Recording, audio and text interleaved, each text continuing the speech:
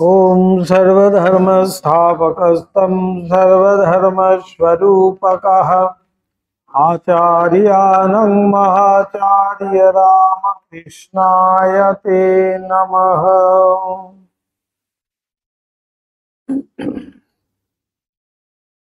तीर्थ भ्रमण और साधु संग।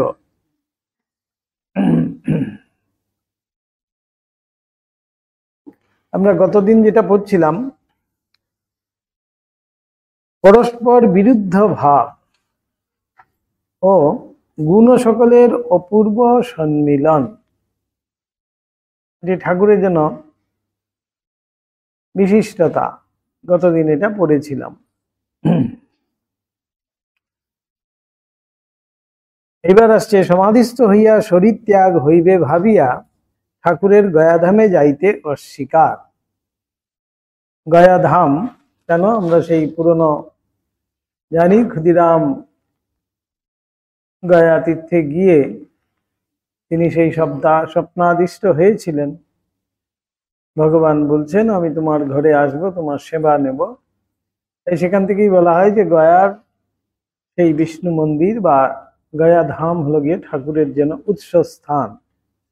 তাই ঠাকুর সেখানে কখনো যেতে চাননি। গঙ্গা মাতার নিকট হইতে কষ্টে বিদায় গ্রহণ করিয়া ঠাকুর মথুরের সহিত পুনরায় কাশীতে প্রত্যাগমন করেন, আবার কাশী ফিরে এলেন। আমরা শুনিয়াছি, কয়েকদিন সেখানে থাকিবার পরে দীপান্বিত অমাবস্যার দিনে শ্রী শ্রী অন্নপূর্ণা দেবী সুবর্ণ প্রতিমা দর্শন করিয়া ঠাকুর ভাবে প্রেমে মোহিত হইয়াছিলেন। ওই একটা দিনই সোনার অন্নপূর্ণা দেখা যায়, দর্শন করা যায়। এখন যেখানে অন্নপূর্ণা মন্দির, তার ঠিক উপরটায় ওইখানেই মায়ের পুরো মূর্তিটি থাকে। যারা গেছেন সেই কালী পুজোর দিন থেকে ওই 3 দিনের মতো থাকে। সেই পুরোটাই সোনার মূর্তি, ভারী সুন্দর সেই বিগ্রহ। সেই অন্নপূর্ণা, সুবর্ণ অন্নপূর্ণা দর্শন করে ঠাকুর একেবারে প্রেমে বিভোর হয়েছিলেন। বলছে, কাশী হইতে গয়াধামে যাইবার মথুরের ইচ্ছা হইয়াছিল, কিন্তু ঠাকুর সেখানে যাইতে অমত করায় মথুর সেই সংকল্প পরিত্যাগ করেন। ঠাকুরের শ্রীমুখে শুনিয়াছি, ঠাকুরের পিতা গয়াধামে আগমন করিয়াই ঠাকুর যে তাহার গৃহে জন্মগ্রহণ করিবেন একথা স্বপ্নে জানিতে পারিয়াছিলেন, এবং এই জন্যই জন্মিবার পর তাহার নাম গদাধর রাখিয়াছিলেন। তাই গদাধর। গয়াধামে গদাধরের পাদপদ্ম দর্শনে প্রেমে বিল্লল হইয়া তাহা হইতে পৃথকভাবে নিজ শরীর ধারণের কথা পাছে একেবারে ভুলিয়া যান, এবং তাহার সহিত চিরকালের নিমিত্ত পুনরায় সম্মিলিত হন। এই ভয়েই ঠাকুর যে এখন মথুরের সহিত গয়ায় যাইতে অমত করিয়াছিলেন, একথাও তিনি কখনো কখনো আমাদিগকে বলিয়াছেন। এখানে লিখেছেন ভয়, কিন্তু ভগবানের যে শরীর পরিগ্রহের যে একটি উদ্দেশ্য রয়েছে, সেটি তো সাধিত হবে না, তাহলে অর্ধ নিষ্পৃত হয়ে যাবে। তো তাই ঠাকুর বললেন যে এই সময় আমাকে যদি শরীর ত্যাগ করে ফেলি তাহলে তার হবে না, অনেক কাজ যে বাকি রয়েছে এখনো। অবতারের আগমনের তো অন্য সংকল্প রয়েছে, সেইটি পূর্ণ না হওয়া পর্যন্ত তো তিনি শরীর ত্যাগ করতে পারেন না। তাই ঠাকুরের ধ্রুব ধারণা ছিল, যিনি পূর্ব যুগে শ্রীরামচন্দ্র, শ্রীকৃষ্ণ এবং শ্রী গৌরাঙ্গ প্রভৃতি রূপে অবতীর্ণ হইয়াছিলেন, তিনিই এখন তাহার শরীর আশ্রয় করিয়া ধরায় আগমন করিয়াছেন।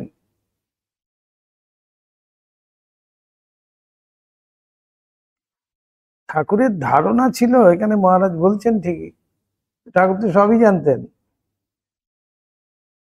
কতবার তো নিজেকে ইঙ্গিত করে বলছেন যে রাম, যে কৃষ্ণ, ইদানিং এই শরীরে সেই শ্রীরাম কৃষ্ণ বলছেন, নিজেই তো বলছেন। তার স্বরূপের জ্ঞান তো ছিলই অবশ্যই। সেজন্য পূর্বোক্ত পিতৃ স্বপ্নে পরিজ্ঞাত নিজ বর্তমান শরীর মনের উৎপত্তি স্থল গয়াধাম, এবং যে যে স্থলে অন্য অবতার পুরুষেরা লীলা সম্বরণ করিয়াছিলেন সেই স্থান দর্শন করিতে যাইবার কথায় তাহার মনে কেমন একটা অব্যক্ত ভাবের সঞ্চার হইতে দেখিয়াছি। তাই পুরী ধামেও ঠাকুর গেলেন না। কেন? মহাপ্রভু সেখানে শরীর রক্ষা করেছিলেন। ঠাকুর বলিতেন, ওই সকল স্থানে যাইলে তাহার শরীর থাকিবে না, এমন গভীর সমাধিস্থ হইবেন যে তাহা হইতে তাহার মন আর নিম্নে মনুষ্যলোকে ফিরিয়া আসিবে না। কারণ শ্রী গৌরাঙ্গদেবের লীলা সম্বরণ স্থল নীলাচল বা পুরীধামে যাইবার কথাতেও ঠাকুর ঐরূপ ভাব অন্য সময়ে প্রকাশ করিয়াছিলেন। শুধু তাহার নিজের সম্বন্ধে কেন, ভক্তদের কাহাকেও যদি তিনি ভাব নয়নে কোনো দেশ বিশেষের দেব বিশেষের অংশ বা বিকাশ বলিয়া বুঝিতে পারিতেন, তবে ওই দেবতার বিশেষ লীলাস্থলে যাইবার বিষয়ে তাহার সম্বন্ধে ঐরূপ ভাব প্রকাশ করিয়া তাহাকে তথায় যাইতে নিষেধ করিতেন। ভক্তদের মধ্যেও যদি ঠাকুর কাউকে কাউকে সেরকম বিশেষ ভাব সমন্বিত কাউকে দেখতেন, বিশেষ দেবতার ভাবযুক্ত, তাহলে সেই সব দেবস্থানে তাকে যেতে কিন্তু নিষেধও করতেন। ঠাকুরের ওই ভাবটি পাঠককে বুঝানো দুরূহ, সত্যি দুরূহ আমাদের কাছে সেটি। উহাকে ভয় বলিয়া, এই যে বললাম শব্দটি আমার কাছেও কেমন ঠেকেছে, তো তাই ভাবছিলাম যে ভয় কেন বলছেন।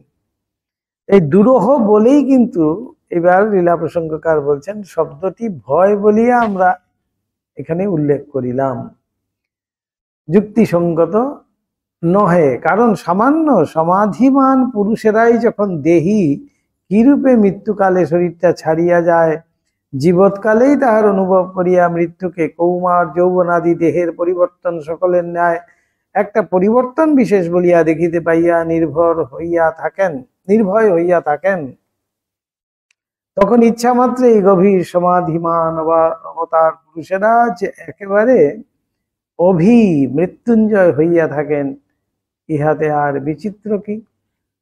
শরীর ছেড়ে দেব, আমি মরে যাব সেই জন্য সেখানে যাব না, সেটা কিন্তু নয়। মৃত্যুঞ্জয়, মানে কোনো ভয় নেই আমার, মৃত্যুঞ্জয় মানে যে মৃত্যুকে জয় করেছে, সেই মৃত্যুঞ্জয় হয়েই কিন্তু তারা বিরাজ করেন। কেন? তারা জানেন তাদের শরীর ধারণ একটি কাজের জন্য, সেই কাজটুকু শেষ হয়ে গেলে তখন কিন্তু তারা এমনি শরীর লীলা সম্বরণ করেন। শ্রীকৃষ্ণ কি জানতেন না তিনি ওই গাছের তলায় গিয়ে বসবেন আর বেয়াদে তাকে মারবে? তিনি কি জানতেন না? সবই তো তার ইচ্ছাই হয়। ঠাকুর কি জানতেন না ঠাকুরের গলরোগ হবে? তাই মাকে ইঙ্গিত করে গেলেন, যখন দেখবে আমি কলকাতায় গিয়ে রাত্রিবাস করছি আর খাবারের অগ্রভার অপর কাউকে খাইয়ে তখন খাচ্ছি, তখন জানবে এই শরীর আর বেশি দিন থাকবে না। মা সেগুলো মেলাচ্ছিলেন তো বসে বসে দক্ষিণেশ্বরে।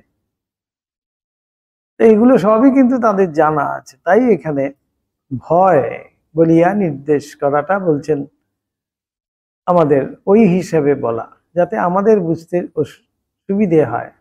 কেননা প্রথমেই বলছেন দুরূহ ব্যাপার, যে আমাদের কাছে কিছুতে আমরা ধরতেও পারবো না, বুঝতেও পারবো না।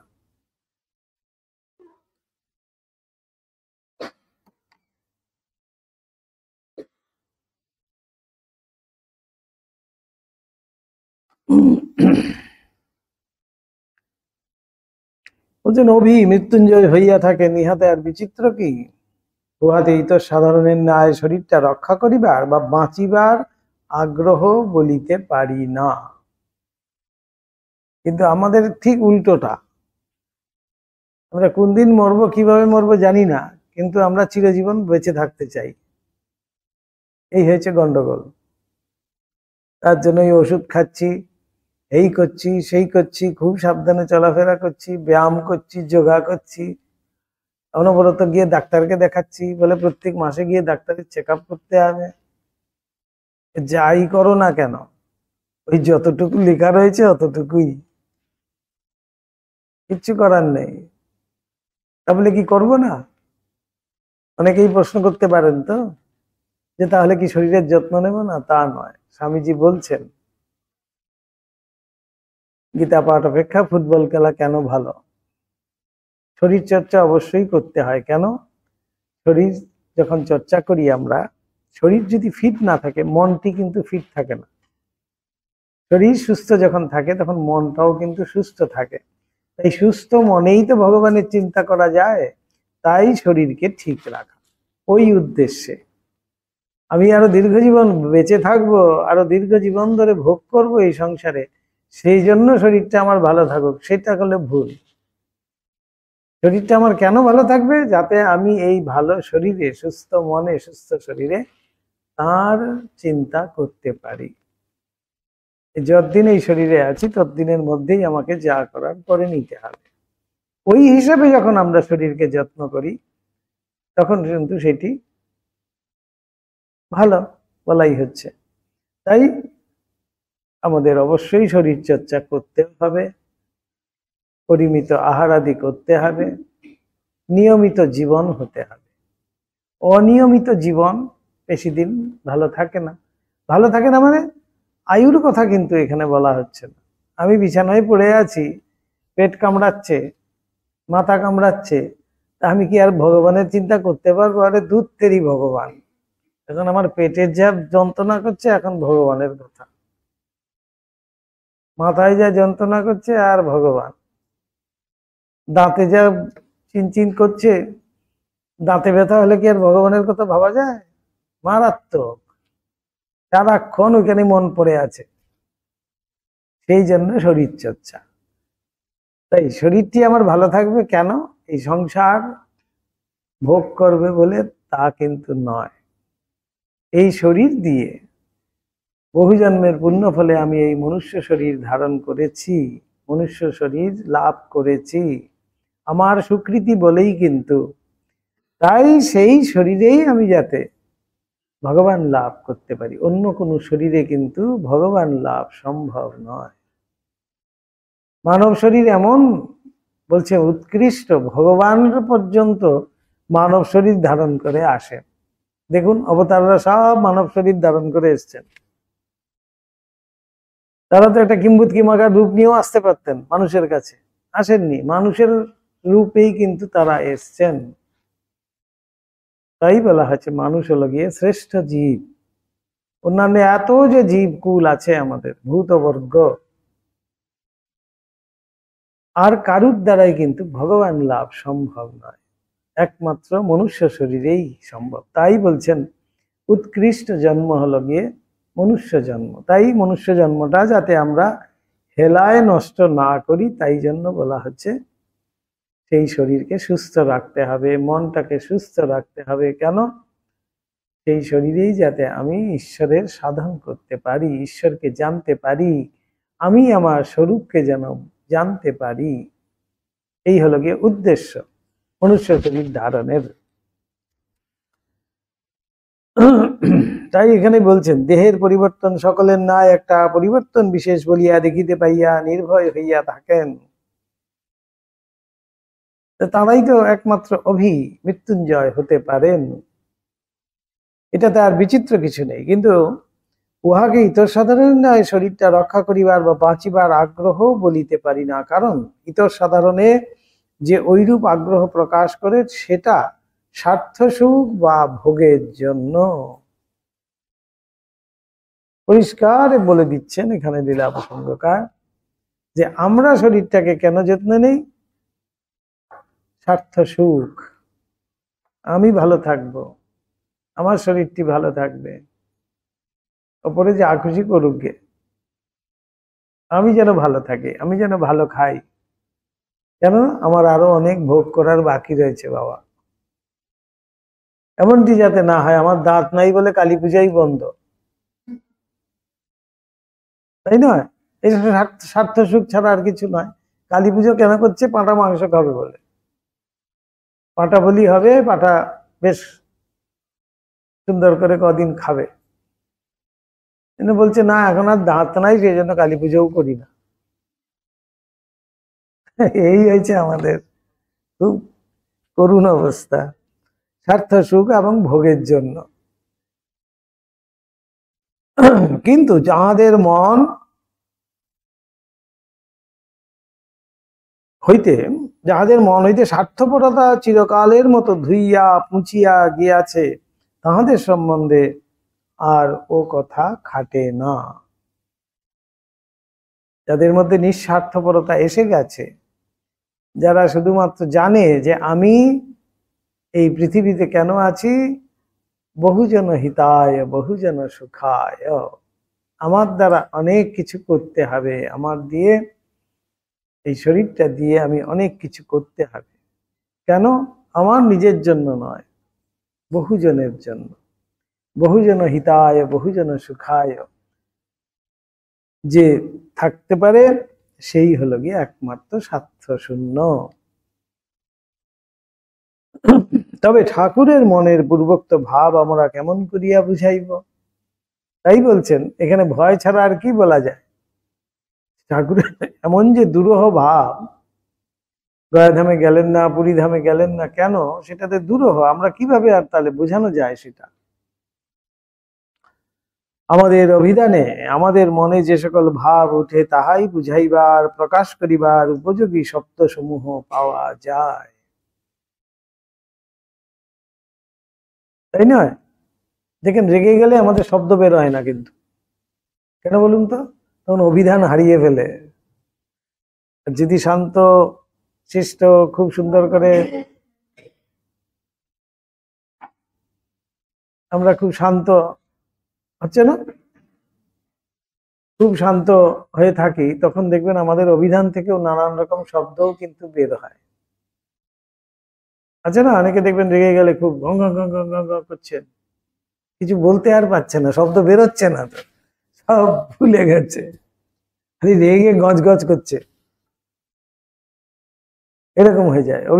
অভিধান যেটা আমাদের ডিকশনারি আছে তো একটা, সেখানে যখন যেটা প্রয়োজন আমরা সেই শব্দটা আমার বেরিয়ে আসে, কিন্তু তো এটাই মন শান্ত যদি না হয়, তাহলে সেই শব্দও তো বের হবে না। বলে আমাদের শব্দও সেখানে আর বের হয় না। ঠাকুরের ন্যায় মহাপুরুষ দিগের মনের অত্যুচ্চ দিব্য ভাব সকল প্রকাশ করিবার যে সকল শব্দের সামর্থ্য কোথায়? সেই সব অত্যুচ্চ ভাব যে ঠাকুরের, সেগুলো আমরা যেন আমাদের অভিধানে নেই। কেন? আমাদের খুব সীমিত, যেন আমাদের ডিকশনারিটা, মনের ডিকশনারি খুব ছোট্ট হয়ে গেছে। কেন? স্বার্থ মিশ্রিত হয়ে এই গণ্ডির মধ্যে আবদ্ধ বলে। আর অভিধানের মধ্যে আর কোনো শব্দও নেই ঠাকুরের এই ভাব যে অত্যুচ্চ ভাব, সেগুলো প্রকাশ করার। তাই আমরা করতে পারি না, তাই বললে পরেও অপরকে বোঝানো যায় না। তাই ঠাকুরের কথায় ভারী সুন্দর উপমা, যে দুধ খায়নি তাকে দুধের স্বাদ বোঝাবো কিভাবে? বড় জোর বলা যায় দুধ কেমন, না দুধ যেমন, এইটুকুন বলা যায়। ঠিক সেই রকমই আধ্যাত্মিকতারও যে সেই ব্যাখ্যা বা সেই অনুভব, যার অনুভূতি হয়নি, সেই অনুভব সম্বন্ধে তাকে বললেও তো সে ধারণাও করতে পারবে না। কেন ধারণা করতে পারবে না? আমরা গণ্ডি মধ্যে, যেন সীমাবদ্ধতা আমাদের মধ্যে রয়েছে, এর বেশি আমরা ধারণ করতে পারি না, এর বেশি আমরা বুঝতেও পারি না। খুব সোজা কথায়, শাস্ত্রাদি আমরা হয়তো পড়ে চলে যাচ্ছি, উপনিষদ একটার পর একটা হয়তো শেষ করে ফেলেছি। এই ইউনিভার্সিটিতে হয়তো কতজন কত উপনিষদ পাঠ করে ফেলেছেন, সব কি উপনিষদ বিদ হয়ে গেছেন? একটা শব্দ বোঝাচ্ছে তো উপনিষদ আমাদেরকে, তত্ত্বমসি, এই একটি শব্দ বোঝার জন্য কিন্তু এত কিছু পাঠ। আমি কি বুঝে গেছি? যদি সত্যিই বুঝে যেতাম, তাহলে আমার মধ্যে সেই পরিবর্তন অবশ্যই আসবে। পরিবর্তন কিরকম? ঠাকুর বলছেন কি দুটো শিং বেরোয়? তা তো নয়। একজন পণ্ডিত, তার মানে শুধু শিখাটাই লম্বা হয়েছে সেই জন্য সে পণ্ডিত না, তার এই অভিধান যেন বিশাল হয়ে গেছে। যাই বলি না কেন সেখানেই সে বলে দেবে। সর্ব বিষয়ে পারদর্শিতা, পারদর্শিতা আসছে কোত্থেকে? এই ধারণা শক্তির বৃদ্ধির থেকে। ধিয়ো ইয়ো ন প্রচোদয়াৎ। তাই আমাদের গায়ত্রী মন্ত্র সেই যে ছোট্টবেলায় গায়ত্রী দিয়ে বলা হচ্ছে, সেই যে শক্তি,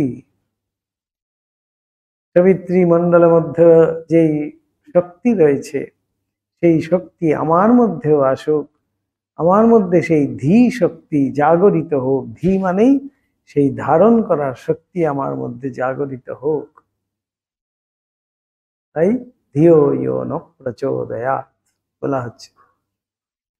এটাই আমাদের সেই ধারণা শক্তি নেই বলেই কিন্তু আমরা অনেক অত্যুচ্চ ভাব যেগুলো আছে ঠাকুরের ভাব, যেমন ভাবমুখে ঠাকুর, এটি বোঝানো আমাদের দ্বারা কি সম্ভব? বলছেন সাধারণের জন্য সেটি কিন্তু কিছুই বোঝা যাবে না। আমরা তো কতবার পড়ে চলে এলাম ভাব সমাধি, ভাবমুখে ঠাকুর ভাবমুখে আছেন। ভাবমুখে কথাটি একটি শব্দের মধ্যেই যে অত্যুচ্চ ভাব, বলছে মানে উচ্চ থেকে উচ্চতর ভাব সেখানে সমন্বিত রয়েছে, কিন্তু সেই ভাবটি বোঝাবো কিভাবে? ওই দুধ যেমন, এইটুকুন বলা যায়। ভাব কথাটি তো আমরা বুঝতে পারছি না। ভাব মানে হলো গিয়ে সম্পূর্ণ তার সাথে একাত্ম হয়ে যাওয়া, সেখানে বিলয় হয়ে যাওয়া, আমার আমিত্বের বিলয় হয়ে যাওয়া, তখনই তিনি ভাবস্থ হয়ে যাচ্ছেন। সাধারণ মানুষ সেই ভাব হওয়া মানেই হলো গিয়ে 21 দিনের মধ্যেই তার শরীর চলে যাবে। এই অবতার পুরুষদের ক্ষেত্রে একমাত্র অধিকারী পুরুষদের মধ্যেই সেটি দেখা যাচ্ছে, অহরহ সেই ভাবে যাচ্ছেন, আবার সেই সাধারণ ভূমিতে নেমে আসছেন। এই হলো গিয়ে ভাবমুখে যদি বলা যায় সংক্ষিপ্ত আকারে, আমাদের অভিধান অনুযায়ী আমরা এতটুকু কিন্তু বুঝতে পারি। বাচ্চাদেরকে যেমন বোঝায় না, ছোট্ট করে মায়েরা কি সুন্দর বাচ্চাকে বুঝিয়ে দেয়। বিশাল টাফ সাবজেক্ট হয়তো আমাদের কাছে, আমরা হয়তো বলতেও পারবো না ঠিকঠাক করে। যেমন খুব সুন্দর দেখুন, ছোটবেলায় গদাধরের জীবনে মা চন্দ্রামণি দেবী, সে মায়েরা যেখানে চান করছেন গদাধর সেখানে গিয়ে দেখছেন। ওরা বলছেন যে আমরা এখানে চান করি, আমাদেরকে দেখতে নেই। গদাধর বলছেন দেখলে কি হয়? তো তারা কিন্তু গদাধরকে আর বোঝাতে পারছেন না দেখলে কি হয়। গদাধর কিন্তু যখন তার মায়ের কাছে খবর গেল, চন্দ্রামণি দেবীর কাছে খবর গেল, চন্দ্রামণি দেবী কি সুন্দর মায়ের ভাষায় বোঝালেন। দেখুন কথাটি, মা কি বললেন যে দেখো তারা তো আমারই মতো। মাকে ওই অবস্থায় দেখলে মায়ের মনে কষ্ট হয়, মাকে কষ্ট দেওয়া কি ছেলের উচিত? তখন কিন্তু গদাধর বুঝলেন। এই হলো গিয়ে শিশুদেরকে যেমন বোঝানো হয় তাদের ভাষা দিয়ে বোঝাচ্ছে, ঠিক আমাদেরকেও কিন্তু এই লীলা প্রসঙ্গকারই বলুন আর শাস্ত্রকার যারা আছে তারাই বলুন, উপনিষদকার যারা আছে তারাই বলুন, ওই উপমা দিয়ে দিয়ে এই জন্য আমাদেরকে ছোট ছোট করে বোঝানোর চেষ্টা করেন। অর্থাৎ আমাদের ক্ষমতা অনুযায়ী আমাদের কাছে কিন্তু উপস্থিত করা হয় সেই ব্যাপারগুলো। তাই এইখানে বলছেন আমাদের সামর্থ্য কোথায়। অতএব হে পাঠক, এখানে তর্ক বুদ্ধি ছাড়িয়া দিয়া ঠাকুর ওই সকল বিষয় যেভাবে বলিয়া যাইতেন তাহা বিশ্বাসের সহিত শুনিয়া যাওয়া এবং কল্পনা সহায়ে ওই উচ্চ ভাবের যথাসম্ভব ছবি মনে অঙ্কিত করিবার চেষ্টা করা ভিন্ন আমাদের আর গত্যন্তর নাই। প্রথমেই কিন্তু লীলা প্রসঙ্গকার বলে দিচ্ছেন না যে ঠাকুর যা বলছেন সেটাই বিশ্বাস করো, না, যুক্তি দিয়ে তিনি বলছেন কেন বিশ্বাস করব।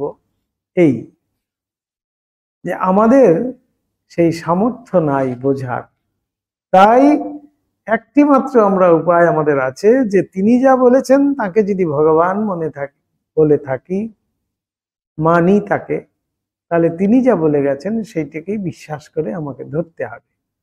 তাহলে বলছেন কিছুটা হলে ছবি আমাদের মনের মধ্যে যেন আসতে পারে।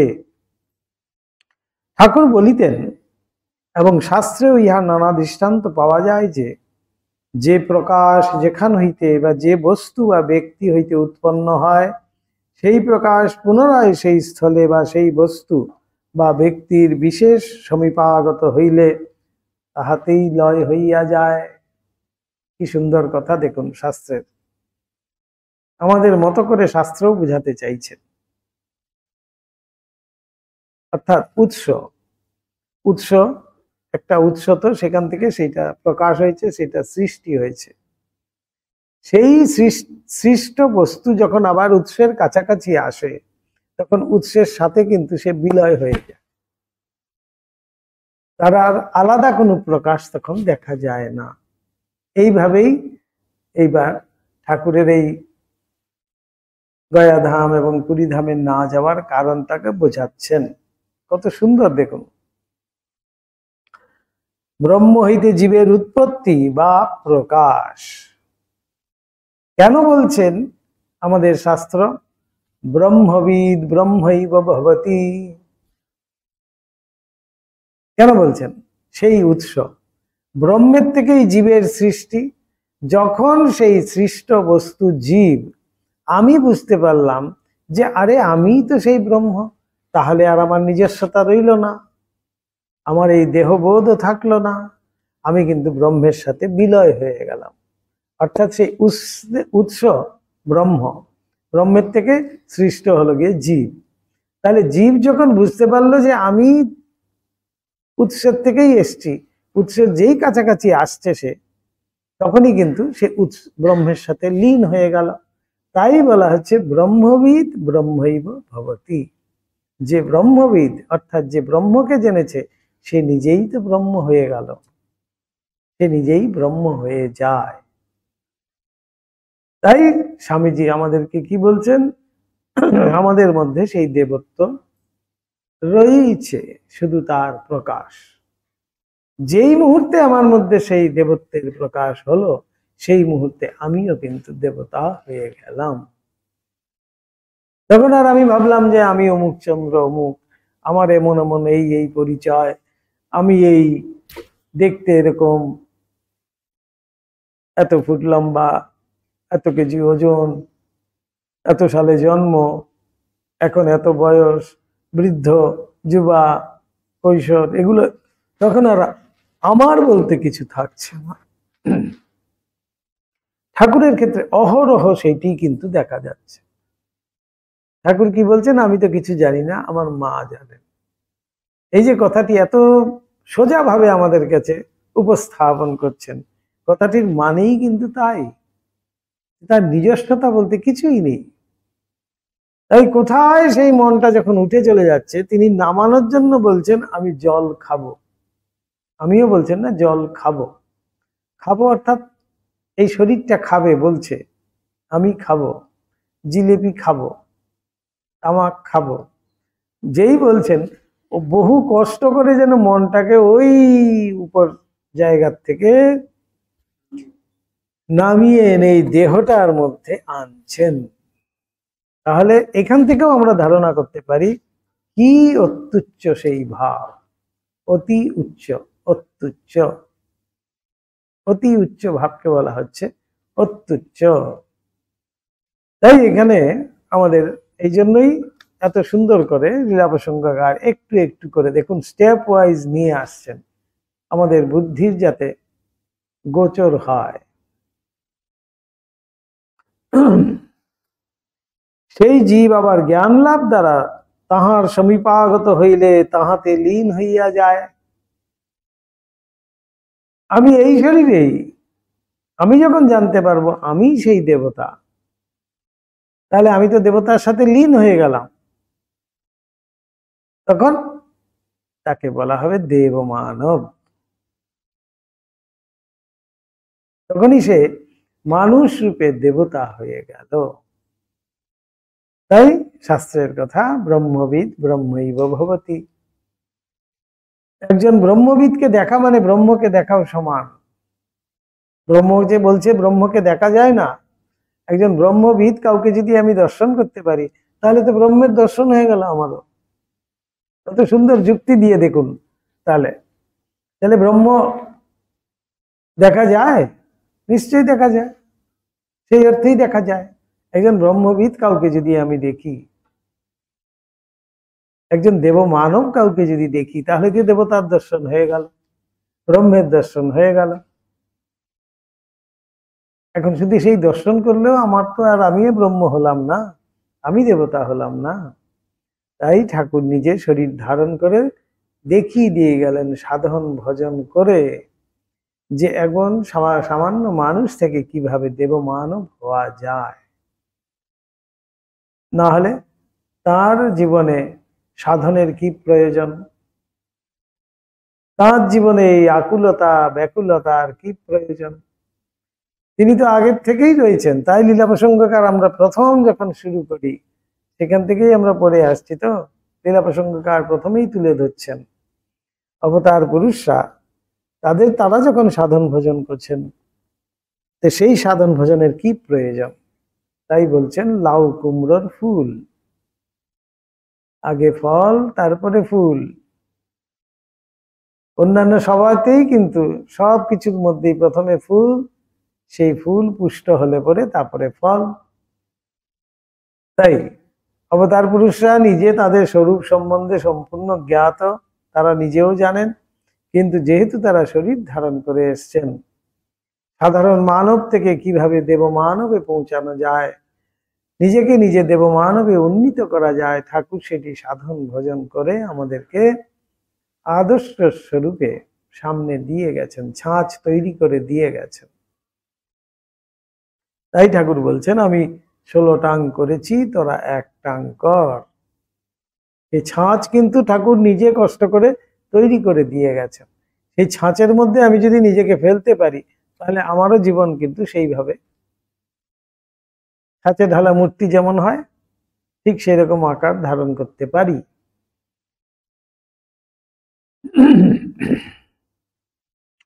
অনন্ত মন হইতে তোমার আমার ও সকলের ক্ষুদ্র ব্যক্তিগত মনের উৎপত্তি বা প্রকাশ। তাই তো উপনিষদ বলছেন বালগ্র শতভাগস্য, একটা চুলের ডগা, চুলের অগ্রভাগ কত সূক্ষ্ম, তার শতভাগ করা হয়েছে। একটা চুলের অগ্রভাগকে শতভাগ করা হয়েছে, সেই শতভাগের 1 ভাগকে আবার শতভাগ করা হয়েছে। যে পরিমাণ হচ্ছে সেই হলো গিয়ে জীব। কিন্তু কিন্তু বলছে সেই যে ছোট অতি ক্ষুদ্রাতি ক্ষুদ্র একটু আছে, সেও কিন্তু সেই ব্রহ্মেরই চৈতন্য স্বরূপ। অর্থাৎ আমার মধ্যেও সেই চৈতন্য অবশ্যই বর্তমান। তাই স্বামীজি বলছেন তোমার মধ্যে সেই দেবত্ব কিন্তু আগের থেকেই নিহিত রয়েছে, শুধু তার প্রকাশ। এই কত বড় বিশ্বাসের কথা দেখুন। আমার মধ্যেও বলছেন ওই যত ক্ষুদ্রই হোক না কেন, কিন্তু দেওয়া রয়েছে, আমার মধ্যেও সেই চৈতন্য রয়েছে। সেই জন্য আমি কথা বলছি, নড়ছি, চড়ছি, চিন্তা করছি, ধ্যান ধারণা করছি, এই চৈতন্যর জন্যই। কিন্তু যত ক্ষুদ্রই হোক না কেন, কিন্তু সেই চৈতন্য কোথার থেকে এসছে, সেই চৈতন্য অনন্ত, যে সেই অনন্তই হলো গিয়ে আমার মধ্যেই রয়েছে, খুব অনুপরিমাণে হয়তো, কিন্তু তবু আমিও সেই অনন্তেরই অংশ। এই যে বিশ্বাস, এই যে আত্মশ্রদ্ধা যার মধ্যে জেগেছে, তারই কিন্তু হবে। স্বামীজি তাই আমাদেরকে সেইভাবেই কিন্তু উদ্বুদ্ধ করছেন। এখানেও দেখুন বলছেন অনন্ত মন হইতে তোমার আমার, অনন্ত যে মন অর্থাৎ সেই বিশ্ব ব্রহ্মাণ্ডের যে মন, সেই ব্রহ্মরূপী যে মন, অনন্ত বোঝাচ্ছেন, সেই অনন্তের থেকেই কিন্তু আমার তোমার ও সকলের ক্ষুদ্র ব্যক্তিগত মনের উৎপত্তি বা প্রকাশ। একটি সামান্য পিঁপড়ে, তার মধ্যেও কিন্তু সেই অনন্তেরই একটু প্রকাশ রয়েছে। তাহলে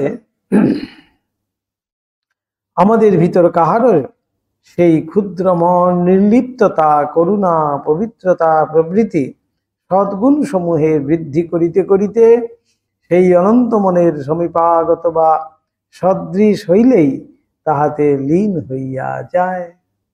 কি সুন্দর দেখুন, একেবারে অ্যালজেব্রায় যেরকম ইকুয়েশন করে করে এনে মিলায়,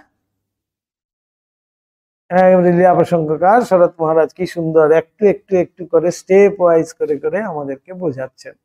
এই জায়গাটা খুব ইম্পর্টেন্ট, কিন্তু আমাদের বিশেষ জায়গাটা সবাই আন্ডারলাইন করে রাখলে খুব ভালো, যে আমরা কিভাবে সেই অনন্তের, আমরাও যে সেই অনন্ত। এই উপনিষদ আমাদেরকে যখন বলছেন তৎত্বামসি, যে কোত্থেকে আসছে, কিভাবে বলতে পারছেন, এই হলো গিয়ে কথা। যে সেই অনন্ত মন থেকেই কিন্তু আমি, তুমি, সব জীব জগৎ সবাই কিন্তু হয়েছে। এইবার বলছেন এই যে প্রাণী, এই যে জীব জগৎ, তারা যদি বলছেন এই মন নির্লিপ্ততা, করুণা, পবিত্রতা প্রভৃতি সদ্গুণ সমূহের বৃদ্ধি করিতে করিতে, এই জন্যই সাধন ভজন। কেন? আমার সেই মনটাকে আমি সেই যে অনন্ত মন তার সমীপাগত করতে হবে, তার কাছাকাছি যেতে হবে। তার কাছাকাছি যেতে গেলেই মনটাকে পবিত্র করতে হবে, সুন্দর করতে হবে, স্নিগ্ধ করতে হবে। তাই আমাদের মধ্যে কিন্তু এই সাধন ভজনের প্রয়াস, সাধন ভজনের জন্য এত উৎসাহ প্রদান। এই সাধন ভজনের দ্বারা আমাদের কি হয়? তার চিন্তা করতে করতে করতে করতে আমরা সেই তাঁরই কিন্তু সমীপাগত হচ্ছি। এই যে আমরা ভগবানের নাম করছি, বলছেন একবারও মুখে তার নাম উচ্চারণ করা মাত্রই কিন্তু সেটি বিফলে যায় না। তাই এই যে প্রতিদিন যে আমরা নাম করে চলেছি, তাহলে আমরাও কিন্তু সেই যাত্রায় আছি। অনেকেই বলে আমাদেরকে, মহারাজ আপনারা অনেক ভগবানের অনেক কাছাকাছি, আমরা এখনো অনেক দূরে। প্রত্যেকে কিন্তু সেই পথযাত্রী, কেউ আগে পিছে নয়। ওসব বললে হবে না। আমি অনেকের থেকে বড়, আমি অনেকের থেকে ভালো ইত্যাদি ভাবাটাও তো আমাকে নিজেকে নিয়েই ভাবছি, তাই নয়? প্রত্যেকে আমরা সেই পথযাত্রী, তার সমীপাগত হচ্ছি। সেইখানে পৌঁছানোর জন্যই আমরা কিন্তু যাত্রা শুরু করেছি। কিভাবে? এই সাধন ভজন, তার নাম গুণগান কীর্তন, তার স্মরণ মনন ইত্যাদির মাধ্যমে আমাদের মনটাকেও কিন্তু সেই অনন্ত যে মন, তার কাছাকাছি নিয়ে আমাদেরও যাত্রা শুরু করেছি। এই হলো মোদ্দা কথা যদি বলা যায়। পূজ্যপাদ আমাদের শিবময়ানন্দজি খুব মাঝে মাঝে এই কথাটা বলতেন, মোদ্দা কথা। আমাদের ক্লাস নিতে নিতেই বলতেন, মোদ্দা কথা কি বলতো, মোদ্দা কথা কি বলতো। আমরাও দাঁড়িয়ে বলতাম, মোদ্দা কথা হলো মহারাজ এই, বলে হ্যাঁ ঠিক বলেছিস। তো মোদ্দা কথা হলো এই, যে আমরা কিভাবে তার সমীপাগত হব, তার কাছাকাছি যাব। যখনই তার কাছাকাছি যাব তখনই কিন্তু তার আস্তে আস্তে আমার নিজস্বতা, যে আমি যে ব্যক্তির স্বরূপে আছি, সেটা কিন্তু ধীরে ধীরে লয় হচ্ছে। এই হলো স্বামীজির মাইক্রোকজম, ম্যাক্রোকজম। সমষ্টিতেই ব্যষ্টি, ব্যষ্টিতেই সমষ্টি। ব্যষ্টি কতদিন থাকছে? যতদিন না আমার মধ্যে সেই ধারণা আসছে, যতদিন না আমি তার কাছাকাছি যেতে পারছি। যখনই আমি তার কাছাকাছি চলে গেলাম, সেই ব্যষ্টি কিন্তু সমষ্টির মধ্যে সম্মিলিত হয়ে গেল, মিশে গেল। তখন আর কি রইল? সেই অনন্ত, অর্থাৎ সেই ব্যষ্টি। এই বিখ্যাত স্বামীজির রিয়েলাইজেশন আলমোড়াতে, সেই বটবৃক্ষের একটা টুকরো আমার কাছে এখনো রয়েছে, সযত্নে রাখা আছে। সেই বটবৃক্ষের তলায় স্বামীজি যে এই অনুভূতি লাভ করেছিলেন, মাইক্রোকজম, ম্যাক্রোকজম।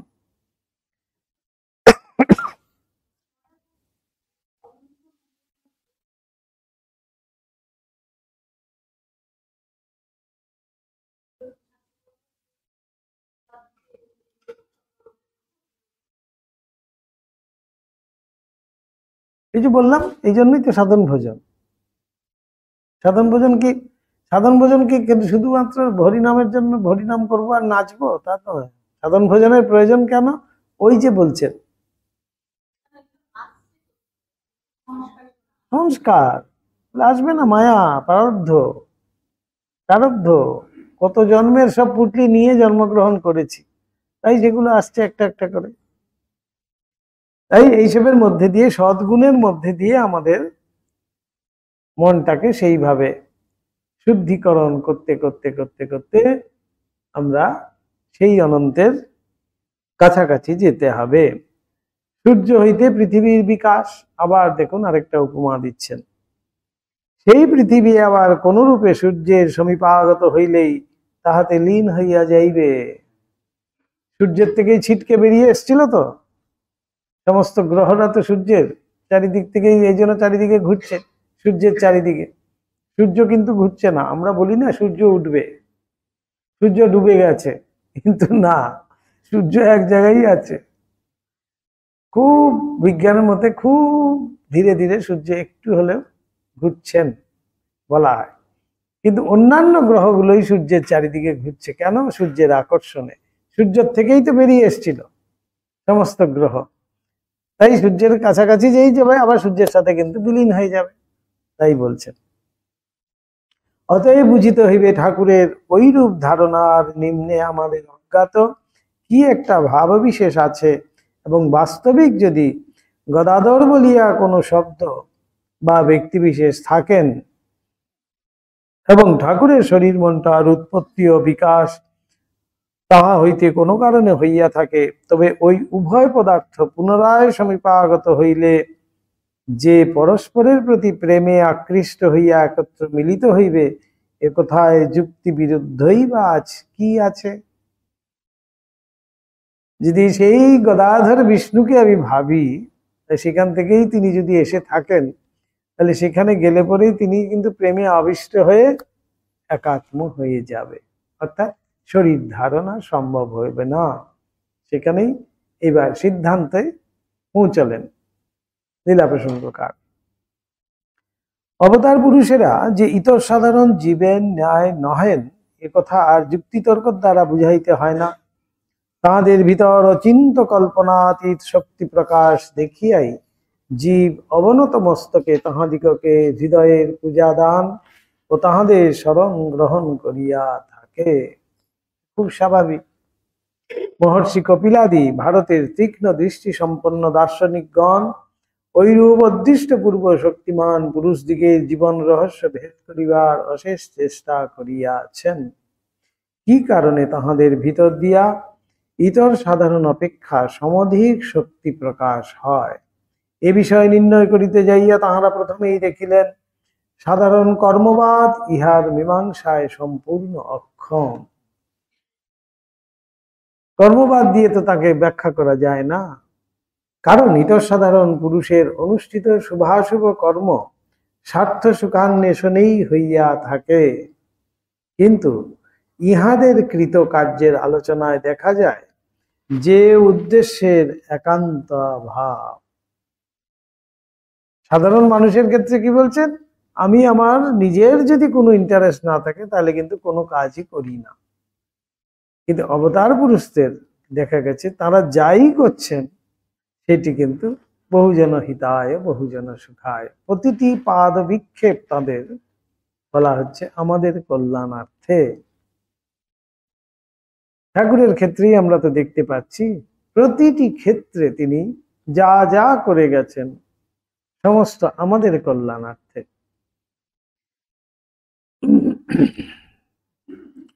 পরের দুঃখ মোচনের বাসনা ইহাদের ভিতর অদম্য উৎসাহ আনয়ন করিয়া ইহাদিগকে কার্যে প্রেরণ করিয়া থাকে, এবং সে বাসনার সম্মুখে ইহারা নিজের সমস্ত ভোগ সুখ এককালে বলি প্রদান করিয়া থাকেন।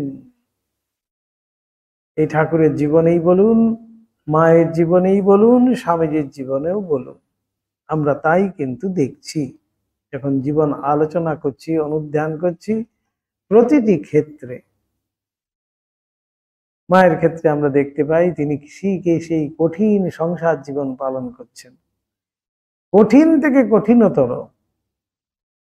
আমরা ভাবতেও পারবো না সেই এখনকার সময়ে মায়ের জীবনের কি কঠিন সংসার ছিল, কত জনকে মা সামাল দিতে হতো। তো তার কি প্রয়োজন ছিল? বলছেন সবই কিন্তু তাদের অপরের কল্যাণার্থে। বলছেন পরের দুঃখ মোচনের বাসনাই ইহাদের সবসময় প্রবল থাকতো। আবার পার্থিব মান যশ লাভ যে ওই বাসনার মূলে বর্তমান, তাহাও দেখা যায় না। কারণ লোকঈশনা পার্থিব মান যশ ইহারা কাক অভিষ্ঠান নয় সর্বদা পরিত্যাগ করিয়া থাকেন। এসনা, এসনা মানে ইচ্ছা, লোকঈশনা, বিত্তঈশনা, এগুলো সব এসনা সব রয়েছে, অনেক রকমের এসনা। লোকঈশনা মানে আমি লোকের মধ্যে মহামান্য হব, আমাকে সবাই মানবে, গুনবে, ভজ ভজ করবে, সাজ সায়ার করবে, লোকঈশনা। বিত্তঈশনা, আমি প্রচুর ধনী হব, প্রচুর টাকা পয়সা থাকবে, যাই করি না কেন, আমি যত রকমের দুষ্কর্মও করি না কেন টাকা দিয়ে সব কিনে রেখে দেব, বিত্তঈশনা। এরকম অনেক রকমের এসনা রয়েছে আমাদের। এগুলো এই অবতার পুরুষদের ক্ষেত্রে তাদের কিন্তু সেগুলো কোনো কালেই ছিল না। এককালে সমস্ত তারা বিসর্জন দিয়েছেন, পরিত্যাগ করেন, কাক বিষ্ঠার মতো পরিত্যাগ করিয়াছেন। প্রতিষ্ঠা কাক বিষ্ঠা আছে তো, প্রতিষ্ঠা, আমরা সবসময় কিন্তু প্রতিষ্ঠা লোভী। প্রতিষ্ঠা ছাড়া আমরা কিছুতে না, বাবা একটু প্রতিষ্ঠিত হয়ে যাক তারপরে আমি নিশ্চিন্ত, আমার প্রতিষ্ঠা হোক আর না হোক, ছেলে মেয়েগুলো একটু প্রতিষ্ঠিত হয়ে যাক বাবা, তার জন্য আমি কিন্তু পিছনে লেগে আছি। এই প্রতিষ্ঠা পাওয়ার আমারও যেমন ইচ্ছা ছিল, আমি আবার যাদেরকে ধরছি তাদেরকেও ওইটাকেও ওইটার মধ্যেই ঢোকাচ্ছি। কিন্তু এই প্রতিষ্ঠাটা আগে হয়ে যাক। কিন্তু প্রতিষ্ঠা তো আপনিই হবে প্রতিষ্ঠিত, সে শুধু আমাদের কর্তব্যটুকু কি, সুশিক্ষায় তাকে শিক্ষিত করতে হবে। যে সুশিক্ষায় শিক্ষিত হয়েছে সে আপনি জীবনে প্রতিষ্ঠিত হবে, তার জন্য আমাকে ভাবতে হবে না।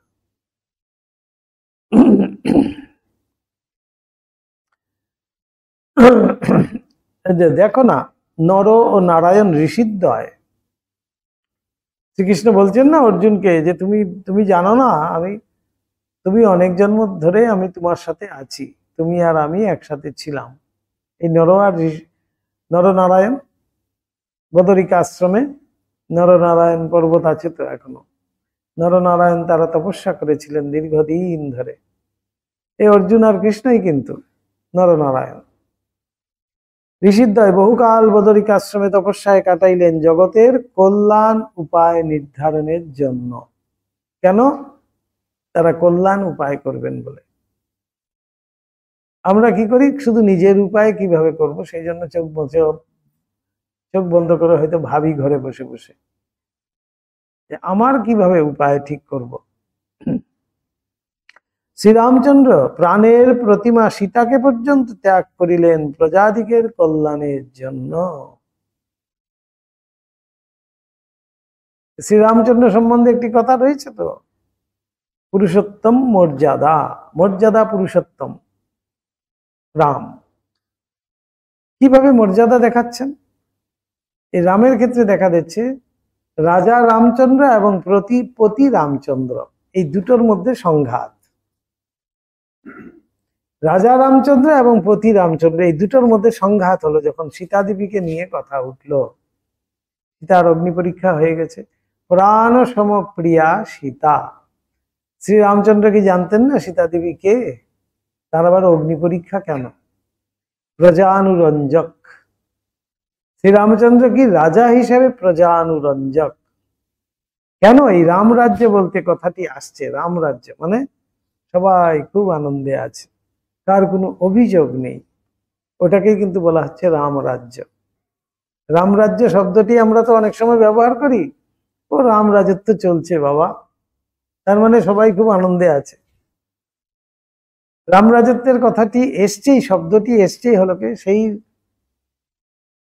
প্রজানুরঞ্জক যে রামচন্দ্র ছিলেন তার কথার থেকেই কিন্তু আসছে। প্রজানুরঞ্জক রাজা, সেই জন্য তিনি জানতেন প্রজাদের খুশি করার জন্যই আমার কিন্তু অগ্নি পরীক্ষা নিতে হবে সীতার। তাই তিনি অগ্নি পরীক্ষা করালেন, তবুও হলো না। সেই প্রাণ সমপ্রিয়া সীতাকে তিনি ত্যাগ করলেন। কিসের জন্য? প্রজার কল্যাণের জন্য। এখানে ভারী সুন্দর একটা বিশ্লেষণ রয়েছে। রাজা রামচন্দ্র এবং পতি রামচন্দ্র, এই দুটোর মধ্যে বিশাল সংঘাত হয়েছে। রামচন্দ্র বিশাল চিন্তায় চিন্তিত আছেন যে কে বড়, রাজা রামচন্দ্র বড় না পতি রামচন্দ্র বড়। রাজা হিসাবে আমার কর্তব্য প্রজাদের মনোরঞ্জন, তাদেরকে খুশি রাখা, তাদেরকে ভালো রাখা। খুশি রাখা মানে ভালো রাখা। আর পতি হিসাবে আমার কর্তব্য আমার স্ত্রীকে খুশিতে রাখা। এখানে বলছেন রাজা রামচন্দ্রই জয়ী হলেন, রাজা রামচন্দ্রই জয়ী হলেন এবং রাজা তখন ডিসিশন নিলেন যে না, তিনি এত কষ্ট স্বীকার করেও প্রাণ সমপ্রিয়া, বলছেন প্রাণ সমপ্রিয়া সীতাকে তিনি পরিত্যাগ করেছিলেন। কেন? এই প্রজাদের কল্যাণের জন্য। শ্রীকৃষ্ণ প্রত্যেক কার্যানুষ্ঠান করিলেন সত্য ও ধর্মের প্রতিষ্ঠার জন্য। তাই দেখুন গীতার প্রথমেই আমরা পাই ধর্মক্ষেত্রে কুরুক্ষেত্রে বিশাল যুদ্ধ হচ্ছে, বলছেন সেখানে নাকি ধর্মক্ষেত্র। কি কাণ্ড, ভাবা যায়?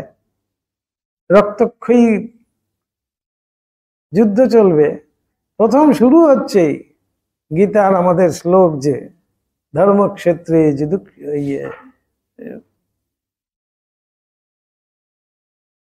কুরুক্ষেত্রে। এই ধর্ম ছাড়া তিনি কিন্তু ধর্মকে প্রতিষ্ঠা করার জন্য, সত্যকে প্রতিষ্ঠা করার জন্য দেখালেন। শ্রীকৃষ্ণ কেন দেখালেন? শ্রীকৃষ্ণ তো পারতেন সবাইকে একবার সুদর্শনকে ছেড়ে দিতেন, সবাইকে তো শুইয়ে দিতে পারতেন না। তিনি দেখালেন সত্যই প্রতিষ্ঠিত হবে, সত্যেরই জয় হবে। সে তুমি যাই করো না কেন, যতই তুমি বলবান হও না কেন, সত্যের জয় হবে। তাই আজও পর্যন্ত আমাদের কিন্তু ন্যায়ালয়গুলোতে কি লেখা রয়েছে? সত্যমেব জয়তে। এই আদর্শটুকু আমরা হয়তো রেখেছি, আমরা ঠিক ঠিক পালন করছি কি না করছি সেটা এখন আমাদের ব্যাপার, কিন্তু সেই সত্যের জয় হবেই হবে। সেই সত্য এবং ধর্মকে প্রতিষ্ঠা করার জন্যই শ্রীকৃষ্ণ সমস্ত কার্য কিন্তু করলেন, কার্যানুষ্ঠান করিলেন সত্য ধর্মের প্রতিষ্ঠার জন্য। বুদ্ধদেব রাজ্য সম্পদ ত্যাগ করিলেন জন্ম জরা মরণাদি দুঃখের হস্ত হইতে জীবকে উদ্ধার করিবেন বলিয়া। গৌতম সিদ্ধার্থ, তো তিনি রাজা সিদ্ধার্থ ছিলেন, রাজপুত্র। তিনি রাজবাড়ি ত্যাগ করলেন, স্ত্রীকে ত্যাগ করলেন, পুত্রকে ত্যাগ করলেন, সবাইকে ত্যাগ করে তিনি কিন্তু তপস্যার জন্য নির্গত হলেন, চলে গেলেন। কেন? বলছেন এই জন্ম মরা জরা এইসবের মধ্যে থেকে মানুষকে উদ্ধার করতে হবে, এর উদ্ধারের পথ আমাকে অবশ্যই বের করতে হবে। বসে পড়লেন সেই বোধি বৃক্ষের তলায়, ইহা আসনে সুশ্রুতি মে শরীরম বলে ঈশা প্রাণপাত করিলেন দুঃখ শোকাকুল পৃথিবীতে প্রেমস্বরূপ পরম পিতার প্রেমের রাজ্য স্থাপনার জন্য। জিসাসের ক্রুসিফিকশনের সময় তিনি বলছেন, বারবার করে সেই স্বর্গস্থ পিতাকে প্রার্থনা করছেন, তারা জানে না তারা কি অপরাধ করছে, তুমি তাদেরকে ক্ষমা করো। এই কথাই অনবরত বলে চলেছেন। তাকে যে ক্রুসিফিকশন করছে, তাকে যে মারছেন, তার জন্য যে তিনি তাদের উপর রেগে আছেন, তাদেরকে অভিসম্পাত করছেন তা কিন্তু নয়। বারবার তাদের জন্য তিনি সেই পরম পিতার কাছে, স্বর্গস্থ পিতার কাছে তিনি প্রার্থনা করছেন। ঈশা মায়ের ক্ষেত্রে দেখুন কি সুন্দর, রাধুদি একটা বেগুন ছুঁড়ে মারলো, মা এসে তাড়াতাড়ি মায়ের পায়ের ধুলো নিয়ে রাধুদির মাথায় দিচ্ছে, আর ঠাকুরের দিকে তাকিয়ে বলছে ও অবুঝ, জানে না, তুমি তাকে ক্ষমা করো। সমস্ত তাদের জীবনটি হলো অপরের কল্যাণার্থে। হৃদয়রামকে ঠাকুর সাবধান করে দিচ্ছেন, আমাকে যা খুশি বলতে পারিস বাবা, ওকে কিন্তু কিছু বলিস না। দুজনকেই বোঝাচ্ছেন কিন্তু ঠাকুর, কিন্তু মায়ের ক্ষেত্রে তিনি একটু সাবধান করে দিচ্ছেন।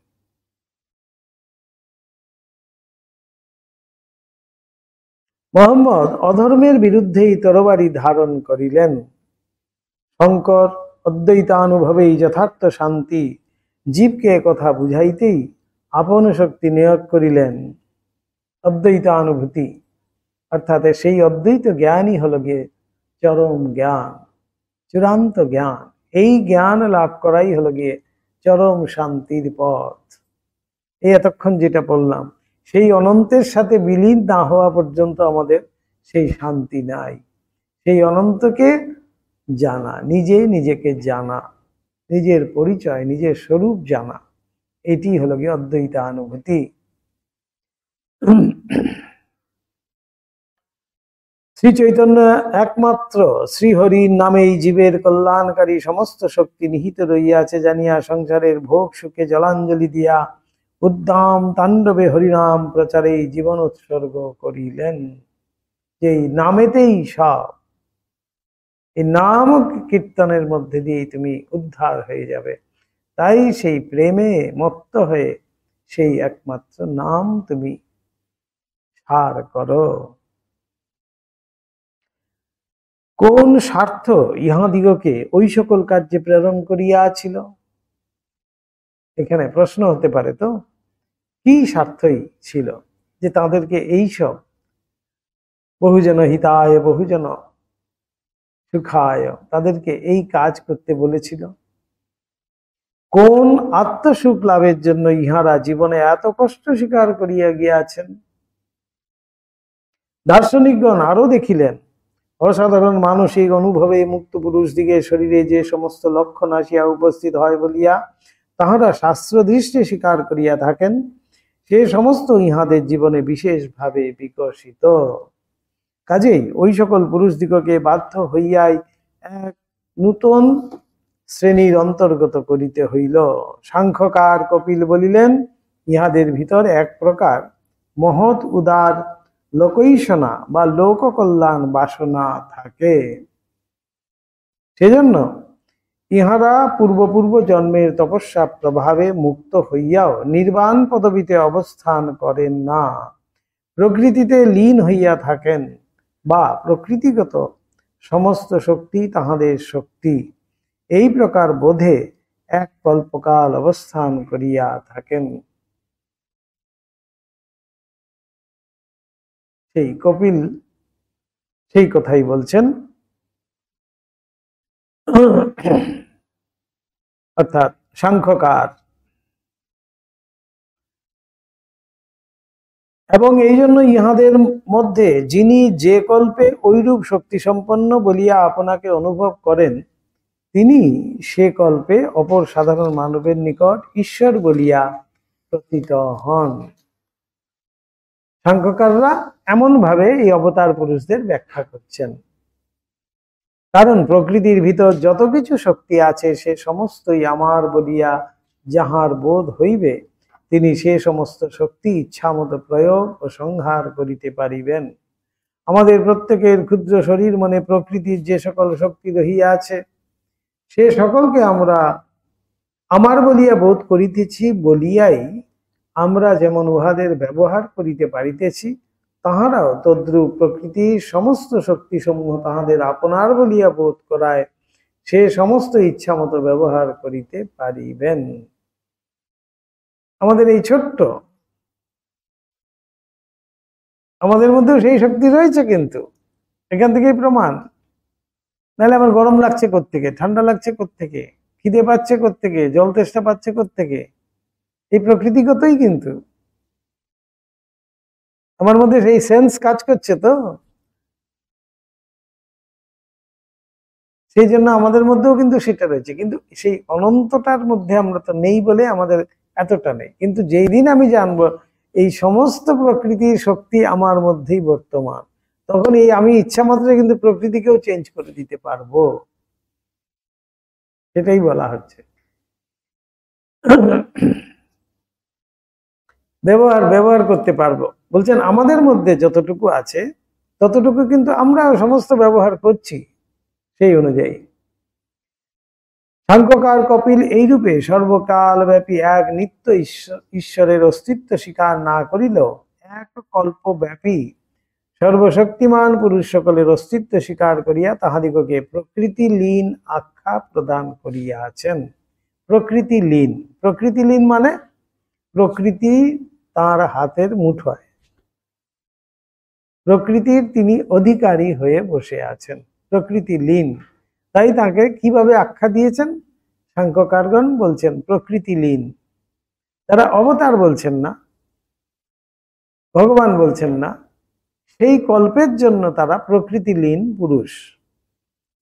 বেদান্তকার আবার একমাত্র ঈশ্বর পুরুষের নিত্য অস্তিত্ব স্বীকার করিয়া এবং তিনি জীব ও জগৎ রূপে প্রকাশিত রহিয়াছেন বলিয়া ওই সকল বিশেষ শক্তিমান পুরুষদিগকে নিত্য শুদ্ধ বুদ্ধ মুক্ত স্বভাব ঈশ্বরের বিশেষ অংশ সম্ভূত বলিয়া স্বীকার করিয়াছেন।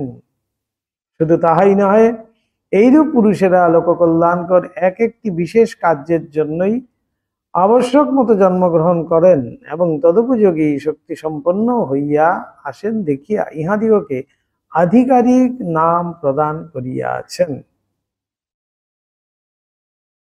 তাহলে প্রথমে সাংখ্যকার কি বলছেন? প্রকৃতি লীন। এইবার বেদান্তকার তারা বলছেন আধিকারী পুরুষ, আধিকারিক। আধিকারিক অর্থাৎ এক একটি কার্য বিশেষের অধিকার বা সেই কার্যটি সম্পন্ন করিবার ভার ও ক্ষমতা প্রাপ্ত। তাই শ্রীকৃষ্ণ নিজে মুখে বলছেন, যখন যখন ধর্মের গ্লানি হবে তখন এই ধর্মকে পুনরুত্থানের জন্য আর সাধুগণের পরিত্রাণের জন্য আমি কিন্তু এই জগতে আসি বলছেন। এইখানেই বলছেন এক একটি কার্য তারা সম্পাদনের জন্যই কিন্তু এক এক সময় এসছেন। বিভিন্ন অবতারে আমরা কিন্তু তাই দেখছি। শ্রীরামচন্দ্র অবতারে দেখলাম যে একটা বিশেষ কার্য ছিল সেই জন্য, শ্রীকৃষ্ণ অবতারে দেখলাম একটা বিশেষ কার্য ছিল সেই জন্য, শ্রী গৌরাঙ্গ মহাপ্রভুর ক্ষেত্রে তার তখন একটা বিশেষ কার্য ছিল সেই জন্য তিনি এসছেন। শ্রীরামকৃষ্ণ যখন অবতার রূপে এসছেন তখন কি সেই কার্য ছিল? এবার সেইটাকেই আমরা এসে পৌঁছচ্ছি।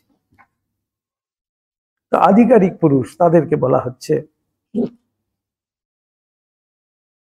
এইরূপ পুরুষ সকলেও আবার উচ্চাবচ্চ শক্তির প্রকাশ দেখিয়া এবং ইহাদের কাহারও কার্য সমগ্র পৃথিবীর সকল লোকের সর্বকাল কল্যাণের জন্য অনুষ্ঠিত ও কাহারও কার্য একটি প্রদেশের বা তদ অন্তর্গত একটি দেশের লোকসমূহের কল্যাণের জন্য অনুষ্ঠিত দেখিয়া বেদান্তকার আবার সেই সকল পুরুষের ভিতর কতকগুলিকে ঈশ্বরাবতার এবং কতকগুলিকে সামান্য অধিকার প্রাপ্ত নিত্যমুক্ত ঈশ্বরকটি পুরুষ শ্রেণীর বলিয়া স্বীকার করিয়া গিয়াছেন। কত ভাগ দেখুন।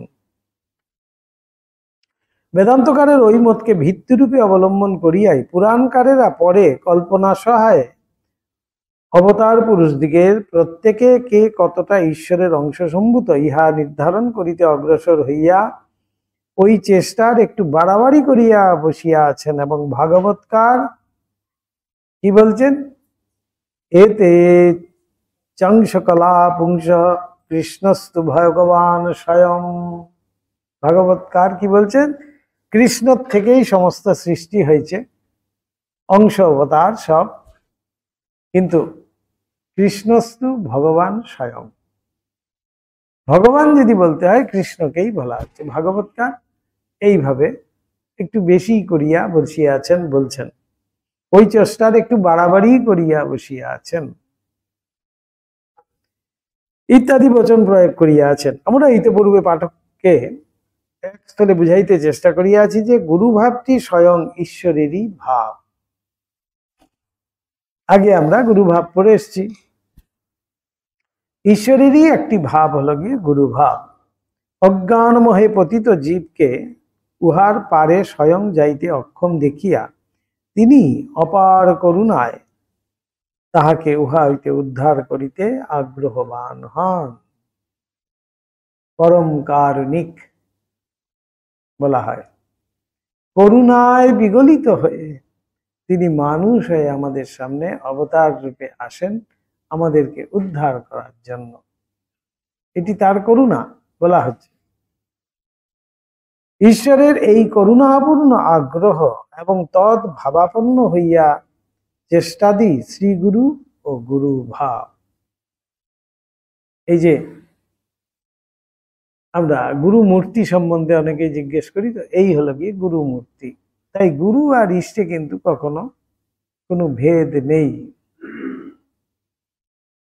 গুরু ইষ্ট যদি আমি আলাদা ভাবি তাহলেই কিন্তু আমার মনুষ্য বুদ্ধি মানে চলে আসছে।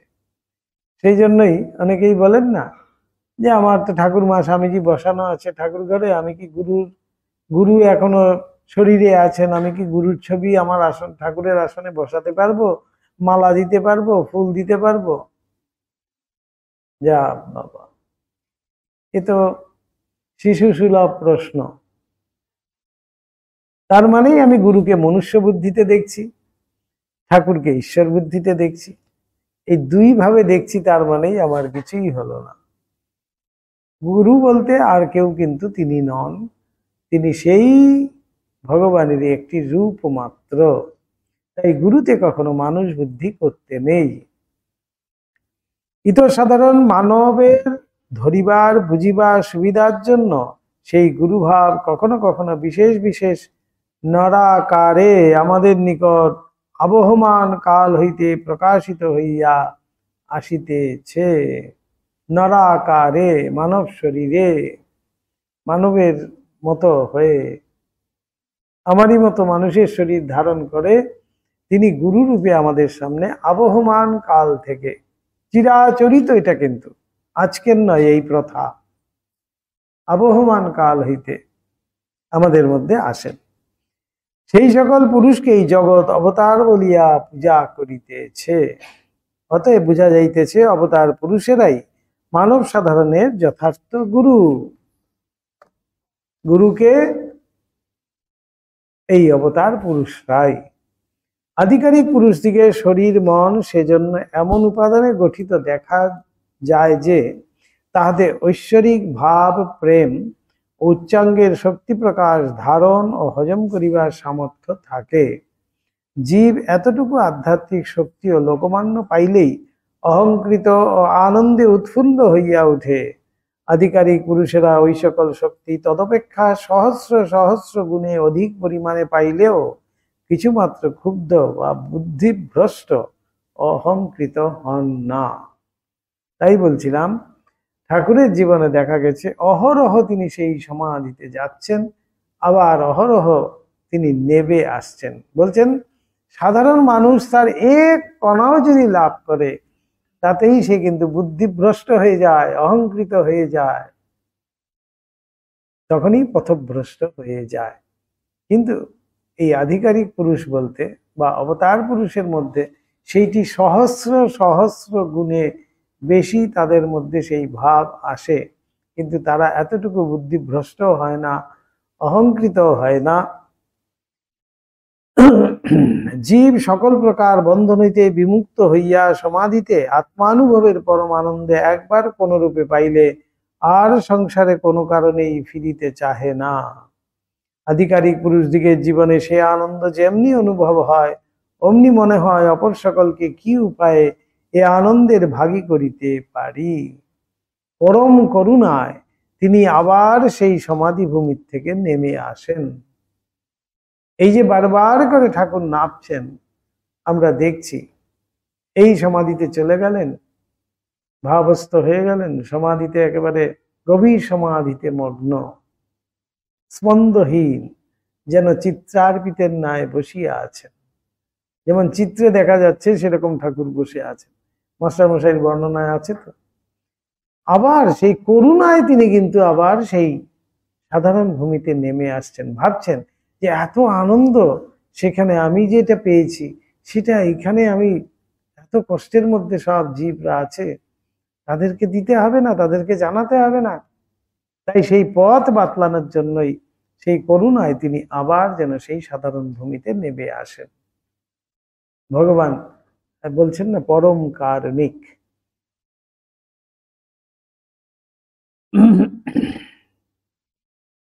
জীবের ঈশ্বর দর্শনের পরে আর কোনো কার্যই থাকে না। আধিকারিক পুরুষ দিকে সেই দর্শন লাভের পরেই যে বিশেষ কার্য করিবার জন্য তাহারা আসিয়াছেন তাহা ধরিতে বুঝিতে পারেন এবং সেই কার্য করিতে আরম্ভ করেন। সাধারণ জীব কি করবে? কোনো পথে যদি একবার সেই অনুভূতি হতে পারে, তারা কিন্তু আর নামতে চায় না, কোনোভাবেই আর নামতে চায় না, বলে না না বাবা, আমার অনেক হয়েছে এই সংসারে, আর আসবো না। কিন্তু এই অবতার পুরুষ বা আধিকারিক পুরুষ যাদের কথা বলা হচ্ছে, তারা কিন্তু এই ভগবান লাভ হলো কি ঈশ্বর লাভ হলো, তারপরেই যেন তাদের বিশেষ কাজ শুরু হচ্ছে। ডিগ্রি লাভের পরে যেমন প্রফেসরি করা, সেরকম যেন তাদের তখনই যেন প্রধান কাজ তাদের শুরু হয়। সেই জন্য আধিকারিক পুরুষ দিকে সম্বন্ধে নিয়মই এই যে যতদিন না তাহারা যে কার্য বিশেষ করিতে আসিয়াছেন তাহা সমাপ্ত করেন, ততদিন পর্যন্ত তাহাদের মনে সাধারণ মুক্ত পুরুষ দিকের মতো শরীরটা এখনই যায় যাক, ক্ষতি নাই, এরূপ ভাবের উদয় কখনো হয় না। মনুষ্যলোকে বাঁচিয়া থাকিবার আগ্রহই দেখিতে পাওয়া যায়। কেন ঠাকুর গয়াধামে যাননি, কেন পুরী যাননি, এই হলো গিয়ে আবার এলো একটা মোদ্দা কথা। আমরা সাধারণ মানুষ কি হবে, যাক যা খুশি হোক বাবা, আমি আর আসছি না। কিন্তু এই আধিকারিক পুরুষ বা অবতার পুরুষ যাদের কথা বলা হচ্ছে, তারা কিন্তু তেমনটি নয়। তারা ভাবছেন যে আমার আমার কিছু কাজ রয়েছে, সেই কাজ সম্পন্ন না করা পর্যন্ত এই শরীর গেলে তো হবে না, তাই সেই শরীরটাকে রক্ষা আমাকে করতেই হবে। তাই মায়ের ক্ষেত্রে ঠাকুর বলছেন, এই রাধিকে অবলম্বন করে তোমাকে থাকতে হবে, আমি আর কি করতে পেরেছি, তোমাকে ঢের করতে হবে, বলে গেলেন মাকে। কিন্তু তাহাদের ওই আগ্রহে ও জীবের বাঁচিয়া থাকিবার আগ্রহে আকাশ পাতাল প্রভেদ বর্তমান দেখিতে পাওয়া যায়। আমরা কেন বেঁচে থাকতে চাই? সুখ ভোগ করব বলে। আর অবতার পুরুষরা কেন বেঁচে থাকতে চান? তারা অপরের কল্যাণ করব বলে। তাই বলছেন আকাশ পাতাল এই ফারাক আমরা দেখতে পাই। কিন্তু তাহাদের ওই আগ্রহে, আচ্ছা, আবার কার্য শেষ হইলে আধিকারিক পুরুষ উহা তৎক্ষণাৎ বুঝিতে পারেন এবং আর তিলার্ধ সংসারে না থাকিয়া পরম আনন্দে সমাধিতে দেহত্যাগ করেন। আর এক মুহূর্তেও থাকতে চান না। তখন জীবের ইচ্ছা মাত্রেই সমাধিতে শরীর ত্যাগ করা তো দূরের কথা, জীবনের কার্য যে শেষ হইয়াছে এরূপ উপলব্ধি হয় না। তাই তো মৃত্যুশয্যায় শুয়ে আছে, শুয়ে খুব কষ্টে কষ্টে বলছে, একটু প্রদীপের সলতেটা কমিয়ে দাও, প্রদীপের সলতেটা কমিয়ে দিতে বলছে। কেন? তেল বেশি পুড়ছে। শেষ মুহূর্তেও এই হয়েছে জীবের, সাধারণ জীবের অবস্থা। অন্য সকল বিষয় তদ্রূপ প্রভেদ আছে। সেজন্যই আমাদের মাপকাঠিতে অবতার বা আধিকারিক পুরুষ দিকে জীবন ও কার্যের উদ্দেশ্য মাপিতে যাইয়া আমাদিগকে ভীষণ ভ্রমে পতিত হইতে হয়। কি অপূর্ব এই জায়গাটা দেখুন। বেদান্তের দিক থেকে, সাংখ্যের দিক থেকে, দার্শনিকদের ভিউজ আর কি সব আমরা দেখতে পেলাম, এবং লীলা প্রসঙ্গকার এমন ভাবে সেটা উপস্থাপন করছেন আমাদের সামনে যে কেন আমরা ভাবছি যে ঠাকুর গয়াতে যাননি। এখন কাউকে প্রশ্ন করলে বলতে পারবেন, দাঁড়িয়ে এক্সটাম্পর দিতে পারবেন কেন ঠাকুর গয়াতে এবং পুরীধামে যাননি? সেটা যদি বলা হয় বলতে পারবেন? এটা পেপার ওয়ার্ক হবে একটা, হ্যাঁ, এই বিশদ লিখতে হবে সমস্ত যুক্তি দিয়ে, সাংখ্যকারের মত, বেদান্তকারের মত, সমস্ত। গয়ায় যাইলে শরীর থাকিবে না, জগন্নাথে যাইলে চির সমাধিস্থ হইবেন। ঠাকুরের এই সকল কথাগুলির ভাব কিঞ্চিত মাত্র হৃদয়ঙ্গম করিতে হইলে শাস্ত্রের পূর্বোক্ত কথাগুলি পাঠকের কিছু কিছু জানা আবশ্যক। এই জন্যই আমরা যত সহজে পারি সংক্ষেপে উহার আলোচনা এখানে করিলাম। ঠাকুরের কোনো ভাবটি যে শাস্ত্র বিরুদ্ধ নহে, পূর্বোক্ত আলোচনায় পাঠক ইহাও বুঝিতে পারিবেন। আবার সুন্দর করে মহারাজ এখানে তুলে ধরলেন। পূর্বেই বলিয়াছি, ঠাকুর মথুরের সহিত গয়াধাম যাইতে অস্বীকার করেন, কাজেই সে যাত্রায় কাহারও আর গয়া দর্শন করা হইল না।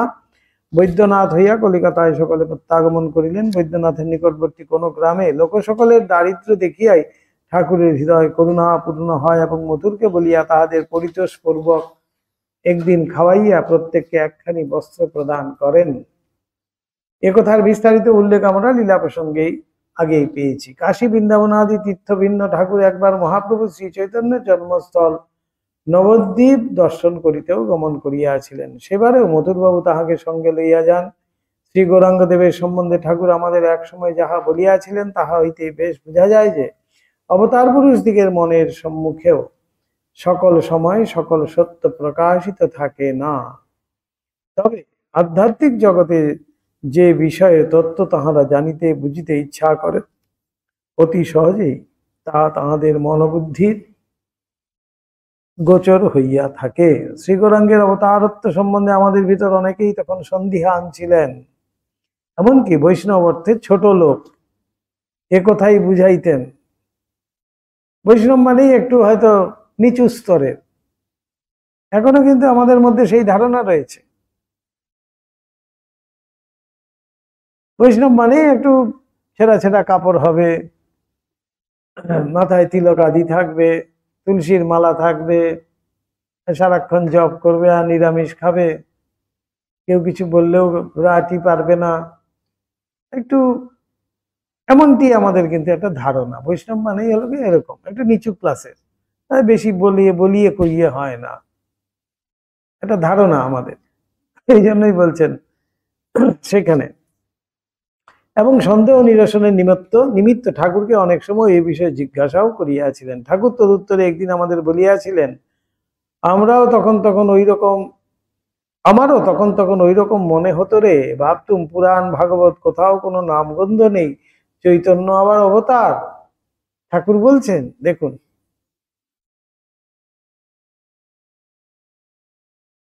ভাগবতে পুরাণে কোথাও তো মহাপ্রভুর নাম নেই, তাহলে চৈতন্য আবার অবতার করতে হলো? নারায়ণীরা টেনে বুনে একটা বানিয়েছে আর কি, কিছুতেই ও কথা বিশ্বাস হতো না। মধুরের সঙ্গে নবদ্বীপ গেলুম, ভাবলুম যদি অবতারই হয় তো সেখানে কিছু না কিছু প্রকাশ থাকবে, দেখলে বুঝতে পারবো। ঠাকুর পরীক্ষা করতে ছুটলেন, ভাবুন, একটু প্রকাশ দেবভাবের দেখবার জন্য এখানে ওখানে বড় গোসাইয়ের বাড়ি ছোট গোসাইয়ের বাড়ি ঘুরে ঘুরে ঠাকুর দেখে বেড়ালুম, কোথাও কিছু দেখতে পেলুম না। সব জায়গাতেই এক এক কাঠের মূরত হাত তুলে খাড়া করে রয়েছে দেখলুম। মহাপ্রভু কাঠের মূরত, কাঠের মূর্তি আর কি, খাড়া হয়ে রয়েছে দেখলুম। দেখে প্রাণটা খারাপ হয়ে গেল। ভাবলুম কেনই বা এখানে এলুম। তারপর ফিরে আসবো বলে নৌকায় উঠছি, এমন সময়ে দেখতে পেলুম অদ্ভুত দর্শন। দুটি সুন্দর ছেলে, এমন রূপ কখনো দেখিনি। তপ্ত কাঞ্চনের মতো রং, কিশোর বয়স, মাথায় একটা করে জ্যোতির মণ্ডল, হাত তুলে আমার দিকে চেয়ে হাসতে হাসতে আকাশ পথ দিয়ে ছুটে আসছে। কি অপূর্ব দর্শন ঠাকুরের! অমনি ওই এলোরে বলে চেঁচিয়ে উঠলুম। ওই কথাগুলি বলতে না বলতে তারা নিকটে এসে নিজের শরীর দেখাইয়া এর ভিতর ঢুকে গেল, আর বাহ্য জ্ঞান হারিয়ে পড়ে গেলুম। জলেই পড়তুম, হৃদে নিকটে ছিল, ধরে ফেললে। এইরকম ঢের সব দেখিয়ে বুঝিয়ে দিলে বাস্তবিকই অবতার ঐশ্বরিক শক্তির প্রকাশ। ঠাকুর ঢের সব দেখিয়ে কথাগুলি এখানে ব্যবহার করলেন, কারণ পূর্বেই একদিন শ্রী গৌরাঙ্গদেবের নগর সংকীর্তন দর্শনের কথা আমাদের নিকট গল্প করিয়াছিলেন। সে দর্শনের কথা আমরা লীলা প্রসঙ্গে অন্যত্র উল্লেখ করিয়াছি বলিয়া এখানে আর করিলাম না। মহাপ্রভু সংকীর্তনের দলে ঠাকুর দক্ষিণেশ্বরে বসে দর্শন করেছিলেন। সংকীর্তনের দলের মধ্যে মাস্টার মশাইকে দেখেছিলেন, তাই সেগুলো আবার অনেক ঢের সব দেখিয়ে কথাটি ঠাকুর সেখানে উল্লেখ করলেন। ঠাকুর বুঝতে পারলেন। পূর্বোক্ত তীর্থ সকল ভিন্ন, ঠাকুর আরেকবার মথুরবাবুর সহিত কালনা গমন করিয়াছিলেন ভগবান দাস বাবাজিকে দেখতে। মহাপ্রভু শ্রী চৈতন্যের পাদস্পর্শে বাংলার গঙ্গা তীরবর্তী অনেকগুলি গ্রাম যে তীর্থ বিশেষ হইয়া গিয়াছে তাহার বলিতে হইবে না। কালনা তাহাদেরই ভিতর অন্যতম।